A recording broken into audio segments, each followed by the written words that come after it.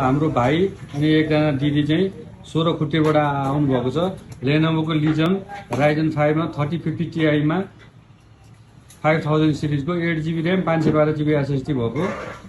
हजुरहरु केबाट हेरेर आउनु भएको? हजुरलाई यो मोडल चाहिँ कस्तो लाग्यो? एकदम राम्रो छ भन्छ बाबुले। उहाँले भाइले अनबक्सिङ गर्नु भएको।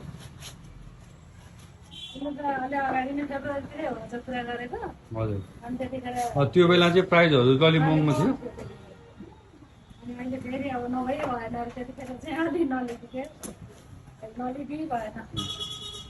अनि हजुर चाहिँ कति पढ्दै आईटी को स्टुडेन्ट हो भाइ? आईटी को त हैन, जस गेमिङ को लागि। गेमिङको लागि उहाँले चाहिँ गेम खेल्नको लागि लिँदै हुनुहुन्छ।